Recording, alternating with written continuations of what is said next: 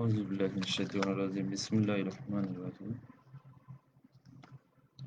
কারিগরি শিক্ষা অধিদপ্তর ও A2I এর যৌথ উদ্যোগে দক্ষতা বাতায়ন ফেসবুক পেজে diploma in engineering online live ক্লাসে সবাইকে সুস্বাগতম। আজকে আমি পাওয়ার টেকনোলজির ষষ্ঠ পর্বের ইঞ্জিন টেস্টিং অ্যান্ড পারফরম্যান্সের উপর ক্লাস নিব। আজকের পাঠ উপস্থাপনায় আমি মোহাম্মদ মাইনুদ্দিন, জুনিয়র ইনস্ট্রাক্টর, পাওয়ার, চট্টগ্রাম পলিটেকনিক ইনস্টিটিউট। আজকের আলোচ্য বিষয়, বিগত ক্লাসের আমার একটা টপিকস বাকি ছিল প্রথম অধ্যায়ের উপর, সেটা হলো এক্সজস্ট গ্যাস অ্যানালাইজার সম্পর্কে, কিন্তু আমরা মূলত আজকে দ্বিতীয় অধ্যায়ের উপর আলোচনা করব। দ্বিতীয় অধ্যায়ে গ্যাসোলিন ইঞ্জিন ফুয়েল পদ্ধতির সমস্যা চিহ্নিতকরণ ও সমস্যার সমাধান, এই টপিকসটা নিয়ে আলোচনা করব। এই টপিকসের মধ্যে রয়েছে গ্যাসোলিন ফুয়েল পাম্পের সাধারণ সমস্যাসমূহ, 2 ফুয়েল পাম্পের টেস্টিং পদ্ধতি, ফুয়েল পাম্পের প্রেসার পরীক্ষা, ইএফআই ইঞ্জিন সম্পর্কে, ইএফআই ইঞ্জিনে ব্যবহৃত সেন্সর সমূহ এবং গ্যাসোলিন ইনজেক্টর সম্পর্কে আমরা আলোচনা করব। আমাদের বিগত যে টপিকসটা বাকি আছে সেটা প্রথমে এক্সজস্ট গ্যাস অ্যানালাইজার, সেটা নিয়ে আমি আলোচনা করতেছি। এটা হলো আমাদের এক্সজস্ট গ্যাস অ্যানালাইজারের ডিভাইস। এটা দিয়ে আমরা ইঞ্জিনের এক্সজস্ট গ্যাসের মধ্যে কি কি পরিমাপ করা যায়, যেমন কার্বোরেটর টিউনিং, কম্বাসন দক্ষতা, এয়ার ফুয়েল রেশিও এবং পরিবেশ দূষণকারী গ্যাস সমূহ যেমন carbon dioxide, carbon monoxide, hydrocarbon ইত্যাদি আমরা এই এক্সজস্ট গ্যাস অ্যানালাইজারের সাহায্যে পরীক্ষা করতে পারি। Inverted type exhaust gas analyser ব্যবহার পদ্ধতি, কিভাবে আমরা এটা দিয়ে এক্সজস্ট গ্যাস অ্যানালাইজিং করব, আমরা সেই বিষয়টা এখন দেখব। আমরা এখানে দেখতে পাচ্ছি এইটা পিকআপ ইউনিট, এই অংশটা হলো পিকআপ ইউনিট, যেটা ইঞ্জিনের এক্সজস্ট পোর্টে অর্থাৎ টেল পাইপের মধ্যে প্রবেশ করানো হয়। আর এটার মধ্যে আমরা যেই কার্বন ডাইঅক্সাইড মেজার করব, নাকি কার্বন মনোক্সাইড মেজার করব, নাকি হাইড্রোকার্বন মেজারমেন্ট করব, সেটা আমরা সিলেক্ট করব। তা আমরা এখন দেখব কিভাবে এক্সজস্ট গ্যাস অ্যানালাইজারের ব্যবহার করা হয়।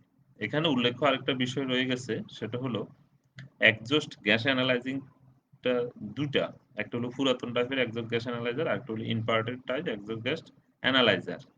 আমরা পুরাতন টাইপের এক্সজস্ট গ্যাস অ্যানালাইজার দিয়ে সাধারণত কার্বোরেটর টিউনিং করার কাজে ব্যবহার করা হয়। এজন্য পুরাতন টাইপ এক্সজস্ট গ্যাস অ্যানালাইজারকে অন্যভাবে কম্বাসন ইফিসিয়েন্সি মিটারও বলা হয়। কি বলা হয়? Combustion efficiency metre. আর বর্তমানে ইঞ্জিন নিয়ে এক্সজস্ট গ্যাস অ্যানালাইজিং করার জন্য যেই ডিভাইসটি ব্যবহার করা হয় সেটা হলো infrared type exhaust gas analyser. এটি দিয়ে আমরা মূলত কার্বন মনোক্সাইড এবং হাইড্রোকার্বনের পরিমাণটা বেশিরভাগই নির্ণয় করে থাকি। এজন্য এটাকে এক্সজস্ট টেস্টারও বলা হয়ে থাকে। আমরা কিভাবে শুরু করব? প্রথমে ইঞ্জিনের ডুয়েল অ্যাঙ্গেল, ইগনিশন টাইমিং এবং আইডল আরপিএম অ্যাডজাস্ট করতে হবে। কি করতে হবে? ইঞ্জিনের ডুয়েল অ্যাঙ্গেল, ইগনিশন টাইমিং এবং আইডল আরপিএম অ্যাডজাস্ট করতে হবে। আমাদেরকে প্রথমে আইডল স্পিডে ইঞ্জিনটাকে চালিয়ে রাখতে হবে কিছুক্ষণ। তারপরে মোটরযানের টেইল পাইপ, যেটা আমরা বলছিলাম শুরুতে, টেইল পাইপ, এই টেইল পাইপের মধ্যে অ্যানালাইজারের এই পিকআপ ইউনিটটি প্রবেশ করাতে হবে। এখান থেকে এতটুকু এটা প্রবেশ করাতে হবে। এখন যদি এটা ডিজিটাল মিটার হয়, তাহলে ডিজিটাল মিটারে আমরা কোন গ্যাসটা নির্ণয় করব সেটা আমরা এখানে সেট করব। আর যদি সেটা অ্যানালগ প্রক্রিয়ার হয় তাহলে 0 নবে গিয়ে আমরা সেট করে দিব। অর্থাৎ মিটার অ্যানালগ ঘরে 0 সেট নব ঘুরিয়ে কাঁটা শূন্য দাগে আনতে হবে। এরপরে আমাদেরকে যেটা করতে হবে সেটা হলো এক্সজস্ট গ্যাস অ্যানালাইজারের ইলেকট্রিক কর্ডটি এসি বিদ্যুৎ সরবরাহের সাথে সংযোগ করতে হবে, যেহেতু আমাদের এটা ডিজিটাল, এবং ইঞ্জিন চালু করে অপারেটিং তাপমাত্রা আনতে হবে। ইঞ্জিনকে আমরা শুরুতে বলছিলাম আইডল অবস্থায় কিছুক্ষণ চালিয়ে ইঞ্জিনকে অপারেটিং তাপমাত্রা আনতে হবে এবং আইডল অবস্থায় রেখে কার্বন মনোক্সাইড পার্ট নিতে হবে। ইঞ্জিনকে খুব বেশি স্পিডে যে চালাতে হবে তা না। এখানে একটা জিনিস মনে রাখতে হবে, ইঞ্জিনকে আইডল স্পিডে চালাতে হবে। আইডল স্পিডে চালিয়ে ইঞ্জিনের আমাদের যে গ্যাস, এক্সহস্ট গ্যাস আছে, সেই গ্যাসের মধ্যে অনেক উপাদান থাকে, তার মধ্যে কার্বন মনোক্সাইডের পার্টটা আমরা নিব। এখানে আমরা একটা জিনিস দেখি, যদি কার্বন মনোক্সাইডের পার্ট সঠিক রেঞ্জের মধ্যে পাওয়া না গেল, অর্থাৎ আমরা এই প্রতিটা ইঞ্জিনের স্পেসিফিকেশন বা ক্যাটালগ বইয়ের মধ্যে উল্লেখ থাকে যে এই কার্বন মনোক্সাইড গ্যাসের পরিমাণ কত। এখন যদি আমাদের সেই রেঞ্জের মধ্যে এটা পাওয়া না যায়, আমরা এখন যেটা মেজার করলাম, তাহলে আমাকে যেটা করতে হবে সেটা হলো ইঞ্জিনের আইডল স্ক্রু, তোমরা জানো, সে আইডল স্ক্রুকে অ্যাডজাস্ট করে মানকে সমন্বয় করতে হবে। মানকে সমন্বয় করে নিতে হবে। কোন মান? কার্বন ডাই অক্সাইডের মান, যাতে আমাদের পরিবেশ দূষণের হার কম হয়। এটা এখানে দেখা যাচ্ছে কার্বোরেটরের টাইপ ইঞ্জিনের ক্ষেত্রে আমরা জানি গ্যাসোলিন বা পেট্রোল ইঞ্জিন বর্তমানে প্রচলন হলো দুইটা, একটা হলো কার্বোরেটর টাইপ ইঞ্জিন, আরেকটা হলো ইএফআই ইঞ্জিন। যদি কার্বোরেটর টাইপ ইঞ্জিন হয় তাহলে সেক্ষেত্রে কার্বন মনোক্সাইড থাকতে পারে সর্বোচ্চ 1 থেকে 2%। কত? 1 থেকে 2% পর্যন্ত। আর যদি ইএফআই ইঞ্জিন হয় তাহলে সেক্ষেত্রে এটা সর্বোচ্চ 0.5% পর্যন্ত অ্যালাউ করা হয়। তাহলে আমরা এখানে দুটো জিনিস লক্ষ্য করতেছি যে আমাদের কার্বোরেটর টাইপ ইঞ্জিনের চেয়ে ইএফআই ইঞ্জিনে পরিবেশ দূষণের হার কম, অথবা কার্বন মনোক্সাইডের পরিমাণটা কম উৎপন্ন হয় বা পরিবেশে নির্গত হয়। এরপরে ইঞ্জিন আইডল অবস্থায় রেখে হাইড্রোকার্বনের পার্ট নিতে হবে। আমরা প্রথমে কার্বন ডাইঅক্সাইড, আমি শুরুতে বলছিলাম তোমাদেরকে, infrared type exhaust gas analyser দিয়ে আমরা মূলত কার্বন মনোক্সাইড এবং হাইড্রোকার্বন এই দুইটা রিডিং নিয়ে থাকি। অন্যান্য রিডিংও নেওয়া যায়, তবে এই দুইটা আমরা বেশিরভাগই নিয়ে থাকি। পার্ট সন্তোষজনক যদি না হয়, যদি হাইড্রোকার্বনের পার্ট যদি সন্তোষজনক না হয়, তাহলে পূর্বের ন্যায় আইডল স্ক্রুকে অ্যাডজাস্ট করে মান ঠিক করতে হবে। সেক্ষেত্রে সেটা যেন 200 থেকে 300 ppm এর মধ্যে রাখা হয়।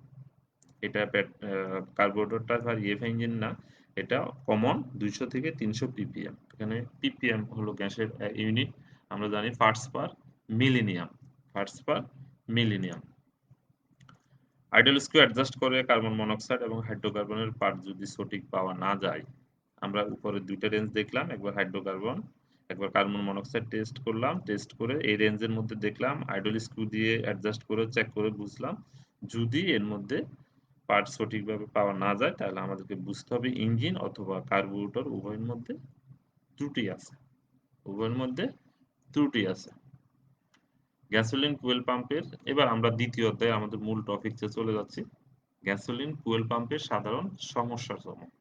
একটা fuel pump, gasoline fuel pump মানে পেট্রোল ইঞ্জিনে যে ফুয়েল পাম্পটি ব্যবহার করা হয়, সেই ফুয়েল পাম্পের সাধারণ সমস্যাসমূহ। তোমরা যদি বলতে পারো ফুয়েল পাম্প কি, এখানে ফুয়েল পাম্পটা কি? আমরা জানি ফুয়েল ট্যাঙ্ক থেকে ইঞ্জিনের সিলিন্ডারে জ্বালানি পরিবহন করার জন্য ফুয়েল পাম্পটি ব্যবহার করা হয়, এবং এক্ষেত্রে কার্বোরেটর টাইপ ইঞ্জিনে মেকানিক্যাল ফুয়েল পাম্প ব্যবহার করা হয়। আর ইএফআই ইঞ্জিনের ক্ষেত্রে সেটা ইলেকট্রিক ফুয়েল পাম্প ব্যবহার করা হয়। এটা আমরা অবগত আছি অলরেডি। আমরা এখানে ফুয়েল পাম্পের কিছু ডায়াগ্রাম দেখতে পাচ্ছি। এখানে হলো ইনলেট বাল্ব, এটা দিয়ে ফুয়েল প্রবেশ করে, এখানে ইনলেট বাল্ব দেওয়া আছে। ভিতরে একটা চেম্বার দেখা যাচ্ছে, এটা হলো এক্সিস্ট বাল্ব। আর ডায়াফ্রাম, ভিতরে একটা ডায়াফ্রাম থাকে, ডায়াফ্রামের নিচে স্প্রিং থাকে। এই স্প্রিং এর টেনশনে এখানে ভ্যাকুয়াম সৃষ্টি হয়। আমরা এই এখানে অ্যাকচুয়েটিং লিভার দেখা যাচ্ছে, ক্যাম লুব এবং ক্যামশেফট।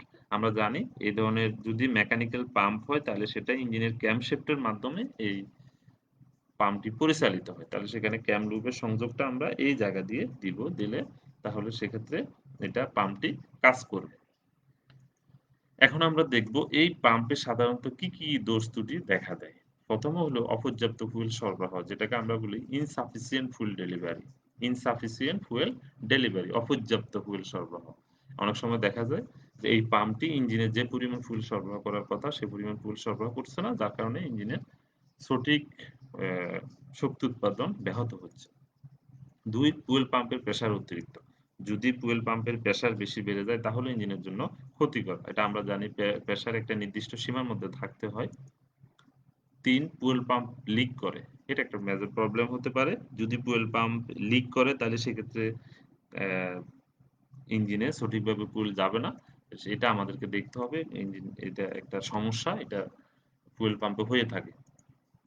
সর্বশেষ ফুয়েল পাম্প শব্দ করে। অনেক সময় দেখা যায় ফুয়েল পাম্প অবাঞ্ছিত কিছু শব্দ করে, সেটা বিভিন্ন কারণে হতে পারে। সেটা আমরা পরে আলোচনা করব। এই ৪ টা সমস্যা আমরা সাধারণত ফুয়েল পাম্পের মধ্যে লক্ষ্য করি। এখন আমরা ফুয়েল পাম্পের টেস্টিং পদ্ধতি দেখব। আমরা এই ফুয়েল পাম্প, গ্যাসোলিন ফুয়েল পাম্পে পর্যাপ্ত পরিমাণ ফুয়েল সরবরাহ নিশ্চিত এবং সকল রানিং এবং অপারেটিং কন্ডিশনে ফুয়েল লেভেল ধ্রুব রাখার জন্য, কনস্ট্যান্ট ফুয়েল লেভেল ধ্রুব বা কনস্ট্যান্ট রাখার জন্য ফুয়েল পাম্প এবং ফুয়েল লাইন সন্তোষজনক রাখা খুব প্রয়োজন। এখন এক্ষেত্রে ফুয়েল লাইন এবং ফুয়েল পাম্প সন্তোষজনক আছে কিনা সেটা জানার জন্য আমাদেরকে ৩ টি টেস্ট করতে হয়। কয়টি টেস্ট? ৩ টি টেস্ট করে দেখতে হয় যে ফুয়েল পাম্প এবং ফুয়েল লাইন সন্তোষজনক আছে কিনা। তার মধ্যে ১ম টেস্টটি হলো প্রেশার টেস্ট। কি টেস্ট? Pressure test. আমরা দেখব ফুয়েল পাম্পের প্রেশার ঠিক আছে কিনা। প্রেশার টেস্ট করা হয়, ভলিউম টেস্ট করা হয়, ভ্যাকুয়াম টেস্ট করা হয়। এক্ষেত্রে নিচে একটা লেখা আমরা দেখতে পাচ্ছি। যদি প্রেশার এবং ভলিউম পরীক্ষা ফলাফল স্পেসিফিকেশনের মধ্যে থাকে তাহলে বুঝতে হবে ফুয়েল পাম্প এবং লাইনের অবস্থা সন্তোষজনক। এক্ষেত্রে ভ্যাকুয়াম টেস্টটি করার আর প্রয়োজন পড়ে না। যদি প্রেশার এবং ভলিউম টেস্ট ঠিক থাকে এবং রেজাল্ট সন্তোষজনক হয় তাহলে সেক্ষেত্রে আমাদেরকে ভ্যাকুয়াম টেস্ট করার আর প্রয়োজন নাই। যদি ভলিউম টেস্ট ঠিক থাকে কিন্তু প্রেশার কম বেশি, তখন সেক্ষেত্রে আমাদেরকে ভ্যাকুয়াম টেস্টটি করতে হয়। আমরা এখানে আগের চিত্রটি দেখতে পাচ্ছি আমাদের ফুয়েল পাম্পের। এবার আমরা ফুয়েল পাম্পের প্রেশার পরীক্ষা কিভাবে করে সেই জিনিসটা আমরা দেখব। এক্ষেত্রে আমরা দেখতে পাচ্ছি এখানে তোমাদের বইয়ের একটা চিত্র ছিল। আমরা ফুয়েল পাম্পের প্রেশার পরীক্ষা করার জন্য আমরা প্রেশার টেস্টার সংযুক্ত করব। সেক্ষেত্রে আমাদেরকে ইঞ্জিনকে স্টার্ট করতে হবে। ইঞ্জিন স্টার্ট করে কিছুক্ষণ চালিয়ে কার্বোরেটরের ফ্লোট চেম্বার পূর্ণ করতে হবে। কিছুক্ষণ চালিয়ে কার্বোরেটরের ফ্লোট চেম্বার পূর্ণ করতে হবে। কেন পূর্ণ করতে হবে?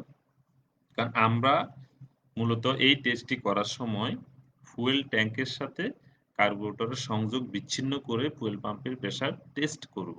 যার কারণে আমাকে কিছুক্ষণ চালিয়ে কার্বোরেটর ফ্লোট চেম্বার পূর্ণ করতে হবে। তোমরা জানো ফ্লোট চেম্বারের মধ্যে জ্বালানি থাকে। আমরা ওই জ্বালানি দিয়ে ইঞ্জিনটাকে কিছুক্ষণ চালিয়ে এই প্রেশার টেস্টটি করব। এরপর ইঞ্জিন বন্ধ করে কার্বোরেটর হতে ফুয়েল সরবরাহ লাইন বিচ্ছিন্ন করতে হবে। আমরা শুরুতে বলছিলাম কার্বোরেটর হতে ফুয়েল সরবরাহ লাইন। ফুয়েল সরবরাহ লাইন কোনটা? ফুয়েল ট্যাঙ্কের সাথে যে লাইনটি আছে সেটা আমরা বিচ্ছিন্ন করে দেব। গেজের হোস পাইপ কার্বোরেটর হতে বিচ্ছিন্ন করা ফুয়েল সরবরাহ লাইনের সাথে সংযোগ করতে হবে। যদি এক্ষেত্রে আমাদের প্রয়োজনীয় অ্যাডাপ্টার আমরা সংযুক্ত করতে পারি। ফুয়েল পাম্পের প্রেশার পরীক্ষা। এবার আমরা ইঞ্জিন স্টার্ট করে ফ্লোট চেম্বারে জ্বালানি দিয়ে, শুরুতে আমরা যেটা তোমাদেরকে বলছিলাম ফ্লোট চেম্বারে জ্বালানি দিয়ে আইডল স্পিডে চালিয়ে রেখে গেজের রিডিং পর্যবেক্ষণ করতে হবে। আমরা ইঞ্জিনকে আইডল স্পিডে চালিয়ে ফ্লোট চেম্বারে যে জ্বালানিটি প্রবেশ করছিল ওই জ্বালানি দিয়ে ইঞ্জিনটাকে আমরা কিছুক্ষণ চালিয়ে রেখে রিডিং পর্যবেক্ষণ করব এবং ইঞ্জিন দ্রুত বন্ধ করে দিব। কারণ এখানে ফ্লোট চেম্বারের মধ্যে আমরা জানি বেশি জ্বালানি নেই। জ্বালানি যদি বেশি নাই থাকে তাহলে ইঞ্জিন বেশি সময় ধরে চালানো যাবে না, যেহেতু আমাদের ফুয়েল ট্যাঙ্কের সাথে ফুয়েল পাম্পের সংযোগ এখন বিচ্ছিন্ন আছে। তো সুতরাং আমাদেরকে রিডিংটা পর্যবেক্ষণ করতে হবে এবং দ্রুত ইঞ্জিন বন্ধ করে দিতে হবে। আমরা সেক্ষেত্রে ১০-১৫ সেকেন্ড বা ১৫-২০ সেকেন্ড ধরে আমরা রিডিংটা পর্যবেক্ষণ করতে পারি। কি পর্যবেক্ষণ করব? যদি প্রেশার স্পেসিফিকেশনের প্রেশারের চাইতে কম হয় ৩ থেকে ৬ পিএসআই, পিএসআই মানে কি? পাউন্ড পার স্কয়ার ইঞ্চ, প্রতি বর্গ ইঞ্চিতে ৩ থেকে ৬ অথবা ২৫ থেকে ৩০ প্রতি কিলোনিউটন প্রতি বর্গ মিটারে ফুয়েল লাইন বাধাযুক্ত বা স্প্রিং দুর্বল। যদি প্রেশার কম হয় এবং এই প্রেশার হয় তাহলে বুঝতে হবে ফুয়েল লাইন বাধাযুক্ত বা পাম্পের স্প্রিং দুর্বল। এখানে পাম্পের একটি স্প্রিং থাকে। আর যদি প্রেশার বেশি হয় তাহলে বুঝতে হবে প্রেশার রেগুলেটর যদি থাকে তাহলে সেটা পরিবর্তন করতে হবে। যদি প্রেশার রেগুলেটর না থাকে তাহলে অনেক সময় যেটা হয়ে থাকে সেটা হলো স্প্রিং এর প্রেশারটা অনেক সময় স্প্রিং এর টেনশন বেশি হয়। স্প্রিং এর টেনশন বেশি হয়ে গেলে পাম্পের প্রেশারটা অনেক সময় বৃদ্ধি পেয়ে থাকে। গেজে প্রদর্শিত সর্বোচ্চ পাঠ আমরা 15 সেকেন্ডে অর্ধেকে নেমে আসে। আমরা যে রিডিংটা দেখতেছিলাম ইঞ্জিন বন্ধ করে, যদি 10-15 সেকেন্ডের মধ্যে রিডিং প্রেসার গেজের মধ্যে যেই প্রেসার শো করছে সেটা যদি অর্ধেকে নেমে আসে অর্থাৎ নিচের দিকে নেমে আসে, তাহলে বুঝতে হবে ফ্লোট বাল্ব লিক করে। কারণ যদি লিক না করতো তাহলে প্রেসার রিডিউস হচ্ছে কেন সেটা আমাদেরকে খেয়াল করতে হবে। তাহলে এখানে উল্লেখযোগ্য ৩ টা জিনিস, একটা প্রেসার কম হলে সমস্যা কি?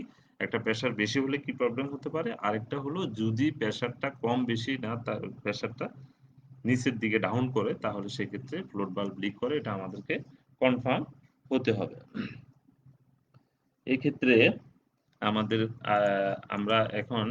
আমরা যেটা দেখব এই অধ্যায়ের ইএফআই ইঞ্জিন। আমরা শুরুতে তোমাদেরকে বলছিলাম যে ইঞ্জিনে একটা কার্বোরেটর টাইপ ইঞ্জিন হয় গ্যাসোলিনের ক্ষেত্রে, আরেকটা ইএফআই ইঞ্জিন হয়।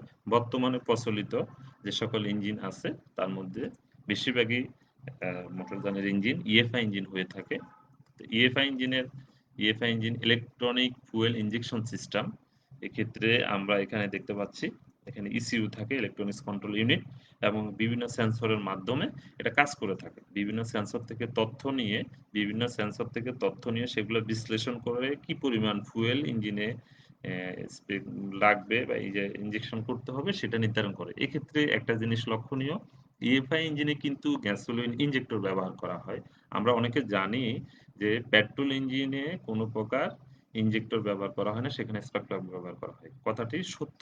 কিন্তু আমাদের এখানে যেই ইনজেক্টরটি ব্যবহার করা হয় সেটা হলো গ্যাসোলিন ইনজেক্টর।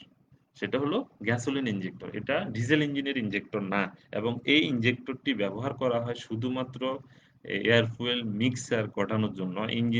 ইঞ্জিন সিলিন্ডার অভ্যন্তরে কোনো প্রকার ইনজেক্টর ব্যবহার করা হয় না। আমাদেরকে মনে রাখতে হবে ডিজেল ইঞ্জিনে ইনজেক্টর ব্যবহার করা হয় ফুয়েল জ্বালানি সিলিন্ডারে স্প্রে করার জন্য, এবং যেখানে ওই স্প্রে করার পরে কম্বাশন হয়, দহন হয়, শক্তি উৎপন্ন হয়। কিন্তু এই গ্যাসোলিন বা ইএফআই ইঞ্জিনে ইনজেক্টরটি ব্যবহার করা হয় শুধুমাত্র এয়ার ফুয়েল মিক্সার ঘটানোর জন্য, তাও সিলিন্ডারের বাহিরে, সিলিন্ডারের ভিতরে না। সেক্ষেত্রে আমরা এখন দেখব। তাহলে আমরা এখন সংজ্ঞাটি দেখি। যে পদ্ধতিতে বিভিন্ন সেন্সরের মাধ্যমে বিভিন্ন তথ্যের ভিত্তিতে ইলেকট্রনিক্স কন্ট্রোল মডিউল ইঞ্জিনে সঠিক পরিমাণ জ্বালানি স্প্রে বা ইনজেকশন করে তাকে ইএফআই বা ইলেকট্রনিক্স ফুয়েল ইনজেকশন পদ্ধতি বলে। তাহলে ইএফআই ইঞ্জিনের নাম হলো কি? পূর্ণ নাম ইলেকট্রনিক্স ফুয়েল ইনজেকশন।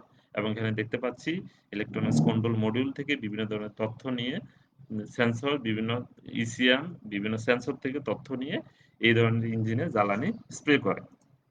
এখন আমরা দেখব ইএফআই ইঞ্জিনে ফুয়েল ইনজেকশন পদ্ধতি কয়টি। তোমাদেরকে প্রথমে বলেছিলাম যে ইনজেক্টরটি ব্যবহার করা হয় এয়ার ফুয়েল মিক্সার ঘটানোর জন্য। সেক্ষেত্রে আমরা এখন দেখতে পাচ্ছি থ্রটল বডি ইনজেকশন। ইএফআই ইঞ্জিনে ফুয়েল ইনজেকশন পদ্ধতিটা দুইটা, একটা হলো টিবিআই যেটাকে বলি throttle body injection system.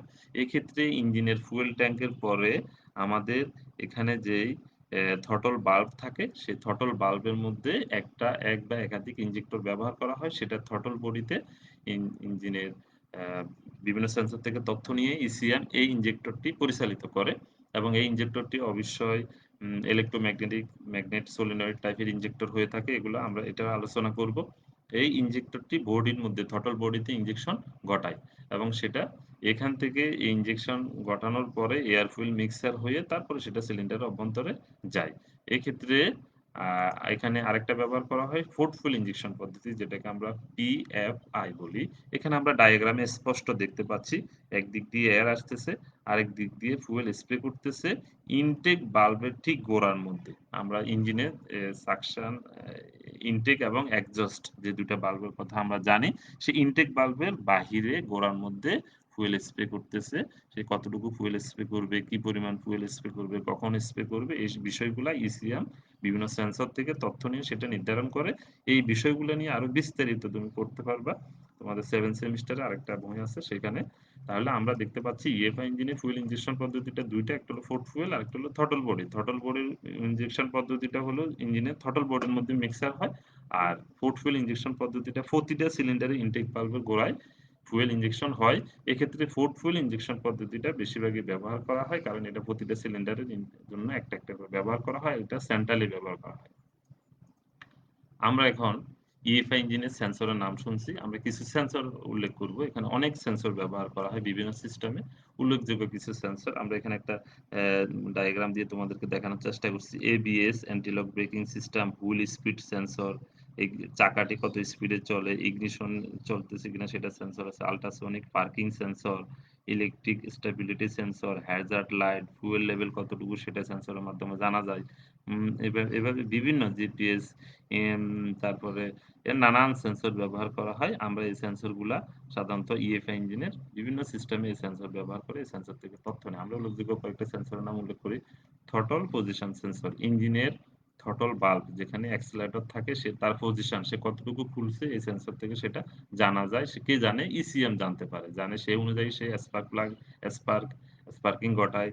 Fuel air ইঞ্জিনে জ্বালানি যেটা ইনজেক্টর জ্বালানি স্প্রে করে সেগুলো এদের উপর এই সিগন্যাল উপর ডিপেন্ড করে। Vacuum sensor, engine speed sensor, crankshaft position sensor, camshaft position sensor. এখন ক্র্যাঙ্কশ্যাফট কোন অবস্থায় আছে, ক্যামশ্যাফট কোন অবস্থায় আছে, ওয়াটার টেম্পারেচার সেন্সর।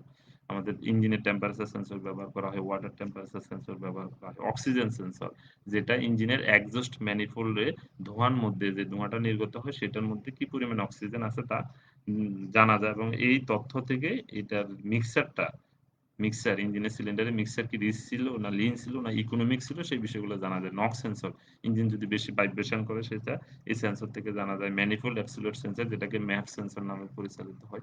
এখানে আরো বিভিন্ন ধরনের সেন্সর আছে। আমরা সেটা বিস্তারিত তোমাদের ওই পরবর্তী বইতে তোমরা পাবা। আমরা উল্লেখযোগ্য কিছু সেন্সরের নাম এখানে উল্লেখ করছি। Some sensor and position of oxygen sensor. Sensor actually দেখতে কেমন তোমাদের অনেকের কিউরিওসিটি জাগে। সেন্সর বডি দেখতে অ্যাকচুয়াল ফিগারটা হলে এরকম সবাই তথ্য দেয় ইসিএম বা ইসিউ। সবাই তথ্য দেয় কাকে? ECM ECU. এগুলো বিভিন্ন সেন্সরের তথ্য এবং এখানে একটা জিনিস দেখো অক্সিজেন সেন্সর ওই যে ইঞ্জিনের এক্সজস্ট মানে যেখান দিয়ে সাইলেন্সার বের হয় সেই জায়গাটার মধ্যে অক্সিজেন সেন্সর থাকে। এটা আমরা এই পজিশনটি দেখানোর জন্য তোমাদেরকে নির্ধারণ করছি। এখন আমরা যেটা দেখব সেটা হলো গ্যাসোলিন ইনজেক্টর। ইনজেক্টর আমাদের গ্যাসোলিন ইনজেক্টর, সেই ইনজেক্টরটি আমরা যেটা গ্যাসোলিন ফুয়েল পাম্পে ইএফআই ইঞ্জিনে ব্যবহার করি সেটা বাস্তবে দেখতে ইনজেক্টরগুলো এরকম, যেটা ডিজেল ইঞ্জিনের ইনজেক্টর এরকম না। এখানে দেখা যাচ্ছে ফুয়েল ইনজেক্টরের এটা ইলেক্ট্রোম্যাগনেটিক সলিনয়েড টাইপ। এখানে একটা জিনিস হচ্ছে ইলেকট্রিক্যাল টার্মিনালের সাহায্যে আর্মেচার কয়েলে বিদ্যুৎ সংযোগ দেওয়া হয়। এখানে যে আর্মেচার কয়েল আছে সেখানে বিদ্যুৎ সংযোগ দেওয়া হয়। ইনজেক্টর নজলটি সলিনয়েড চালিত প্লাঞ্জার। এখানে একটা প্লাঞ্জার থাকে এবং বিভিন্ন সেন্সর থেকে তথ্য নিয়ে ইসিএম ইনজেক্টর আর্মেচারে বিদ্যুৎ সংযোগ দেয়। এতে কয়েলটি চুম্বকত্ব লাভ করে। এটার ভিতরে কয়েল আছে, এখানে ভিতরে সলিনয়েড দেখতে পাচ্ছ তোমরা। তখন আর্মেচারকে টেনে ফিন্টল ছিদ্রে পেট্রোল প্রবেশ করে। কিন্তু দুই ধরনের ইনজেক্টর ব্যবহার করা হয়। একটা হলো পিন্টল টাইপ আর একটা হলো ছিদ্রযুক্ত ইনজেক্টর। তা আমরা এখানে পিন্টল টাইপের ইনজেক্টর ব্যবহার কথা উল্লেখ করছি, সেজন্য এখানে পিন্টেল ছিদ্রে প্রবেশ করার বলা হয়েছে। কয়েলে বিদ্যুৎ সরবরাহ বন্ধ হলে স্প্রিং এর টেনশনে প্লাঞ্জার ফিন্টল ছিদ্রে বসে যায়। ফিন্টল ছিদ্র খোলা বা বন্ধ, জ্বালানি স্প্রের পরিমাণ সবকিছু নির্ধারণ করে কে? ইসিএম নির্ধারণ করে। তাহলে এটা হলো আমাদের সলিনয়েডের কম্পোনেন্ট এই কালার, আর কালো কালারটা ফুয়েল ইনজেক্টর অ্যাসেম্বলি। এখন আমরা দেখতে পাচ্ছি ইলেক্ট্রোম্যাগনেট কি। আমরা যদি কোনো একটা নরম তারের কুণ্ডলীর মধ্যে যদি নরম লোহার কোষ স্থাপন করি সেখানে এটা চুম্বকত্ব পায় এবং যদি বিদ্যুৎ বন্ধ করে দিই তাহলে চুম্বকত্ব হারায়। এই জিনিসটা হলো ইলেক্ট্রোম্যাগনেট। এখানে সংক্ষিপ্তভাবে তোমাদেরকে আমি বোঝানোর জন্য বলছি। এবং সলিনয়েড হলো চলমান কোর বিশিষ্ট ইলেক্ট্রোম্যাগনেটকে আমরা সলিনয়েড বলি। এবং এখানে যে ইনজেক্টর মধ্যে যে বাল্ব, ইনজেক্টরের ভিতরে যে বাল্ব আছে সেটা কিভাবে অপারেট হয় সেই জিনিসটা এখানে বোঝানোর চেষ্টা করা হয়েছে। যে যখন চুম্বকত্ব হয় তখন বাল্বটি উপরের দিকে উঠে যায়। আবার যখন চুম্বকত্ব হারায়, যেহেতু ইলেক্ট্রোম্যাগনেটিক সুইচ ব্যবহার করা হচ্ছে, চুম্বকত্ব হারায় তখন বাল্বটি স্প্রিং এর টেনশন আবার জায়গার মধ্যে বসে যায়। এই জিনিসগুলা আরো আলোচনায় বিস্তারিত পাবা তোমরা। আমরা আমাদের এখানে আরেকটা টপিক, সেটা হলো গ্যাসোলিন ইনজেক্টর পরিষ্কারকরণ পদ্ধতি। কিভাবে আমরা গ্যাসোলিন ইনজেক্টর পরিষ্কার করি। এক্ষেত্রে এরকম একটা ডিভাইস তোমরা অনেকেই আমাদের ল্যাবে, পাওয়ার শপের ল্যাবে তোমরা দেখতে পেয়েছিলে। এটা দিয়ে ইনজেক্টর গ্যাসোলিন ইনজেক্টর ক্লিনিং এবং প্রেসার টেস্টিং করা হয় এরকম ডিভাইস। সেক্ষেত্রে আমরা ইনজেক্টর বিচ্ছিন্ন করার পূর্বে প্রথমে এটার বহির্দেশ ভালোভাবে পরিষ্কার করতে হবে। এটার বাহিরে যেন কোনো ময়লা আবর্জনা না থাকে, কারণ ইনজেক্টরের ভিতরে অনেকগুলা ক্ষুদ্র ক্ষুদ্র যন্ত্রাংশ থাকে। এটা খোলার পরে ময়লাগুলা ওই যন্ত্রাংশের মধ্যে প্রবেশ করতে পারে, সেজন্য এটাকে পরিষ্কার করতে হয় খোলার আগে। ইনজেক্টর থেকে জ্বালানি লাইন বিচ্ছিন্ন করতে হবে। এটা থেকে লিক অফ লাইনের সংযোগ বিচ্ছিন্ন করতে হবে। অবশেষে ইনজেক্টর ইঞ্জিন থেকে খুলে ফেলতে হবে। এটা হলো ইঞ্জিন খোলার ধাপ, ইনজেক্টর খোলার ধাপ। এরপরে হলো পরিষ্কার এবং নিরীক্ষণ। ইনজেক্টর যন্ত্রাংশ একটি অয়েল ট্রে-এর মধ্যে তেলের সমন্বয়ে ভিজিয়ে রাখতে হবে। চিকন তারের ব্রাশ দিয়ে যন্ত্রাংশ থেকে ময়লা ঘষে পরিষ্কার করতে হবে। এক্ষেত্রে যেন কোনো ময়লা আবর্জনা না থাকে, পরিষ্কার করতে হবে। এরপর পরিষ্কার কাপড় দিয়ে মুছে ক্ষয়ক্ষতি ও কার্যকারিতা নিরীক্ষণ করতে হবে। তোমার কি পরিমাণ যন্ত্রাংশ নষ্ট হয়েছে, ভালো আছে, সবকিছু ট্রাই করা যাবে। এক্ষেত্রে আমরা দেখতে পাচ্ছি যে ইলেকট্রিক্যাল কানেকশন, এই যে ইনজেক্টর বডি, ইলেক্ট্রোম্যাগনেট, কিছুক্ষণ আগে তোমাদেরকে যেটা বলছিলাম, স্প্রিং, এই যে স্প্রিং, তারপর নজলের এই অরিফিসটা, এই জায়গা দিয়ে ফুয়েল স্প্রে করে। তারপরে আমরা গ্যাসোলিন ইনজেক্টর পরিষ্কার করার পদ্ধতিটা দেখব। এটা পরিষ্কার ও নিরীক্ষণের পর ইনজেক্টরের যন্ত্রাংশ খোলার বিপরীত প্রক্রিয়ায়, অর্থাৎ সর্বশেষ যে যন্ত্রাংশটি আমরা খুলছিলাম ইনজেক্টর থেকে, সেটি আগে লাগাতে হবে এবং সর্বপ্রথম যন্ত্রাংশ সর্বশেষে সমাপ্ত করতে হবে। এক্ষেত্রে আমরা একটা জিনিস জানি, lipo, last in first out, এরকম একটা প্রক্রিয়ায় সেটা ইনজেক্টরের যন্ত্রাংশ সমূহ সংযুক্ত করতে হবে। এক্ষেত্রে এখানে বিভিন্ন প্রকার অংশ তোমাদের সুবিধার্থে আমি দেখাইছি। আমার সময় স্বল্পতার কারণে এটার বিস্তারিত ব্যাখ্যা করতে পারছি না, তোমরা দেখে নিবে। তোমাদের জন্য বাড়ির কাজ, প্রিয় ছাত্রছাত্রী, তোমাদের জন্য এক্ষেত্রে কিছু বাড়ির কাজ আছে, তোমরা বাড়ির কাজগুলো দেখতে পারবা। এক্ষেত্রে আমি আরেকটু তোমাদেরকে এখানে এখানে একটা জিনিস দেখায়, সেটা হলো ইনজেক্টরের এখানে একটা ফিল্টার থাকে, যে ফুয়েলটা আসে সেটা যেন ময়লা আবর্জনা মুক্ত হয়। এবং ইলেকট্রিক টার্মিনাল দেখানো হচ্ছে তোমাদেরকে। এটা হলো প্লাস্টিক কানেক্টর, অ্যাডজাস্টিং ট্রাইব, হাউজিং, স্প্রিং, বাল্ব বডি, সিট এবং অরিফিস ডিস্ক, যে জায়গাটা দিয়ে ফুয়েল স্প্রে করা হয়। এখানে একটা নিডল বাল্ব থাকে, আর্মেচার থাকে, কয়েল থাকে, এই যে সবুজ চিহ্নিত জায়গাগুলো কয়েল। এখানে যখন বিদ্যুৎ কারেন্টের সাপ্লাই দেওয়া হয়, তখন এই কয়েলগুলো এনার্জাইজড হয় এবং এদের মধ্যে ইলেকট্রোম্যাগনেট তৈরি হয়। এই ইলেকট্রোম্যাগনেটের প্রভাবে এখানে যে নিডল বাল্বটি আছে, সেই নিডল বাল্ব, এই যে নিডল বাল্ব দেখতে পাচ্ছ, সেই নিডল বাল্বটি ওই কয়েলগুলার চুম্বকত্বের কারণে নিডল বাল্বটি উপরের দিকে উঠে যায়। উপরের দিকে যখন উঠে, তখন সেখানে এই যেই ফুয়েলটি ইনজেক্টরে প্রবেশ করছিল, সেইটি এই জায়গা দিয়ে অরিফিসের মধ্য দিয়ে স্প্রে করা হয়। এটা হলো ইলেকট্রোম্যাগনেটিক টাইপ ইনজেক্টর। এবং এই ক্ষেত্রে এই ইলেকট্রোম্যাগনেটিক টাইপ ইনজেক্টরের এই কার্যক্রম তোমাদেরকে আমি বলছিলাম, চলমান কোর বিশিষ্ট ইলেকট্রোম্যাগনেটকে সলিনয়েড বলে, এটা বিভিন্ন থাকে। এখন এখানে এই ইনজেক্টরগুলোর প্রকারভেদের মধ্যে আমি তোমাদেরকে বলছিলাম, একটা হলো ফিন্টল টাইপ ইনজেক্টর, আর একটা হলো হোল টাইপ ইনজেক্টর। আবার অন্য প্রকারভেদে আছে, যেমন হাই ভোল্টেজ নিয়ন্ত্রণ টাইপের ইনজেক্টর হতে পারে, যেগুলা ব্যবহার করা হয়। আরেকটা হলো লো কারেন্ট ইনজেক্টর হয়। আরেকটা হলো low resistive injector, high resistive injector ব্যবহার করা হয়। এবং এখানে যে সেন্সর ব্যবহার করা হয়, সেন্সর থেকে তথ্যগুলো আসে। আমরা জানি সেন্সর হলো কোনো সিস্টেমে ত্রুটি নির্ণয়কারী একটা ডিভাইস, যা বিভিন্ন সময় ত্রুটি নির্ণয় করে। এবং এক্ষেত্রে অ্যাকচুয়েটর ব্যবহার করা হয়। অ্যাকচুয়েটরটা হলো একটা আউটপুট ডিভাইস, যা ইলেকট্রিক্যাল, হাইড্রোলিক বা নিউমেটিক শক্তিকে সবসময় যান্ত্রিক গতিতে রূপান্তরিত করে, সেটা ব্যবহার করা হয়। এই ক্ষেত্রে অ্যাকচুয়েটর অ্যাকচুয়ালি কি? অ্যাকচুয়েটর মূলত কোনো রিলে, সলিনয়েড বা মোটর, আমরা যারা কোনো সেন্সরের কোনো তথ্যকে যখন কাজে রূপান্তর করে, সেটাকে আমরা অ্যাকচুয়েটর বলি। এই বিষয়গুলো তোমরা বিস্তারিত পাবে তোমাদের পরবর্তী টপিকসের মধ্যে, পরবর্তী অধ্যায়ে। সেক্ষেত্রে তোমরা এই এটাকে আরো বিস্তারিত ভালোভাবে পড়তে পারবে। এখন আমরা যেটা তোমাদের জন্য কিছু বাড়ির কাজ দেখেছি, যেমন একজস্ট গ্যাস অ্যানালাইজারের গঠন, কার্যপ্রণালী এবং ইঞ্জিনের একজস্ট গ্যাস পরীক্ষণ পদ্ধতি বর্ণনা করবে, এটা শিখবে।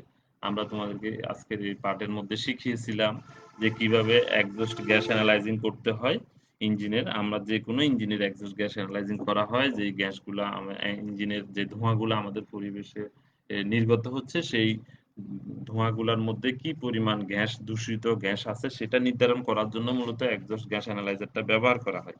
এটা আমাদেরকে মনে রাখতে হবে। পরিবেশ দূষণকারী গ্যাস, ইঞ্জিনের কম্বাসন দক্ষতা, ইফিসিয়েন্সি, বিভিন্ন বিষয়গুলা নির্ধারণ করার জন্য, যেটা আজকে আমাদের আলোচনার বিষয়বস্তু ছিল। তোমরা এই বিষয়টা দেখবা এবং এবং এটা যখন পরিবেশ পরিস্থিতি স্বাভাবিক হবে, তখন তোমরা কলেজে এটা প্র্যাকটিক্যালি কাজ করার চেষ্টা করবা।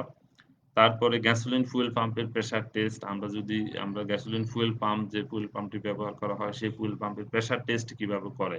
এটা একটা গুরুত্বপূর্ণ টপিকস। এই টপিকসটি তোমরা দেখতে পারো। এই টপিকসে তোমরা শিখতে পারবে যে কিভাবে ফুয়েল প্রেশার পরীক্ষা করতে হয়। এক্ষেত্রে উল্লেখযোগ্য বিষয় হলো আমরা কিন্তু লাইন ফুয়েল ট্যাংক থেকে ফুয়েল লাইন বিচ্ছিন্ন করে এই টেস্টটি করেছি। এটা তোমাদেরকে মাথায় রাখতে হবে। আমরা কার্বোরেটরের ফ্লোট চেম্বারে যে ফুয়েলটি প্রবেশ করেছিল সেটাকে নিয়ে আমরা কাজ করছি। সেটা দিয়ে টেস্ট করছি কিছুক্ষণ ইঞ্জিনকে চালিয়ে। এই বিষয়টা ইএফআই ইঞ্জিন সম্পর্কে আধুনিক ইঞ্জিনের মধ্যে ইএফআই ইঞ্জিন একটি মোস্ট এ উম ই ই ইঞ্জিন যেটা ব্যবহার করা হয় বর্তমানে ইঞ্জিনগুলাতে এই ইএফআই ইঞ্জিনের ইলেকট্রনিক্স ফুয়েল ইনজেকশন সিস্টেমটা এবং এই ইলেকট্রনিক্স ফুয়েল ইনজেকশন সিস্টেমের সাথে সেন্সর সংযুক্ত আছে, সলিনয়েড, ইলেক্ট্রোম্যাগনেট এই বিষয়গুলা নিয়ে তোমাদেরকে আমরা আজকে আলোচনা করছি। এটা বিস্তারিত আরো পরে শিখতে পারবে। এই বিষয়গুলা তোমরা গুরুত্ব সহকারে মনে রাখবে। ইএফআই ইঞ্জিন কাকে বলে সেটা শিখবে। ইএফআই ইঞ্জিনে ব্যবহৃত সেন্সর গুলো সম্পর্কে জানার চেষ্টা করবে এবং ইএফআই ইঞ্জিনে যে ব্যবহার করা হয় রিলে,